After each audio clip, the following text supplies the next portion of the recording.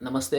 తల్లికి తన బిడ్డంటే ఎందుకంత ప్రేమ అనే విషయం గురించి ప్రధానంగా ఈ వీడియో ఇంటర్నేషనల్ మదర్స్ డే సందర్భంగా చేయడం జరుగుతుంది.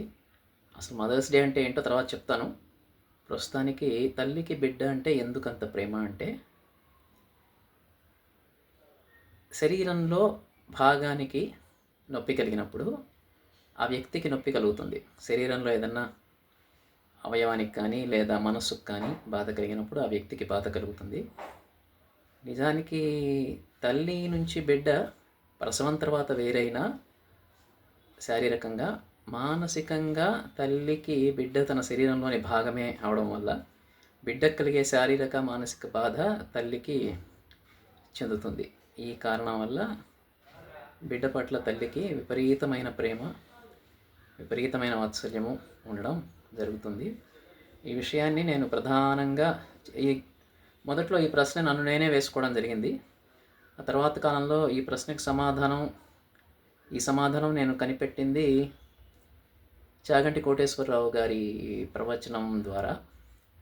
కాబట్టి ఇది నా సొంతగా నేను కనిపెట్టాననే కన్నా ప్రధానంగా చాగంటి గారి ప్రవచనం ద్వారా తెలుసుకోవడం జరిగింది.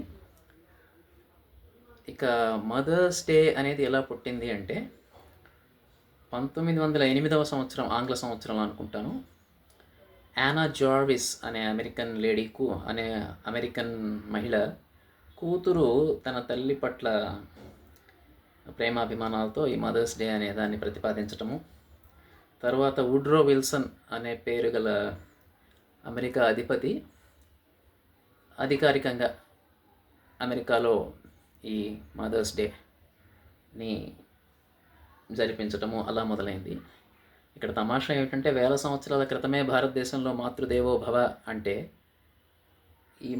కనీసం తల్లి దినోత్సవము అని చెప్పడానికి అమెరికా లాంటి దేశాలకు 1908 ఆంగ్ల సంవత్సరం 1908 వరకు పట్టిందంటే నాకైతే మరి నవ్వు వస్తుంది. ఓకే, ఆ తర్వాత మనకి ఇంటర్నెట్ లాంటి వాటిలో చూసిన భారతదేశం ఇది ఇలా వేల సంవత్సరాల క్రితమే ఇలా చెప్పింది, ఇది మనం అంతా పాటించవచ్చు అని మాట్లాడేవాళ్ళు తక్కువ మంది కనపడతారు.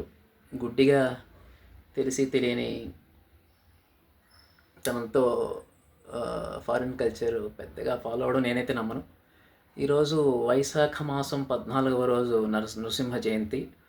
ఇది ఆంగ్ల సంవత్సరం మే 11 జిడ్డు కృష్ణమూర్తి గారి 126వ జయంతి, according to English dates, of course, May 11th, I think. So that's it. Thank you very much.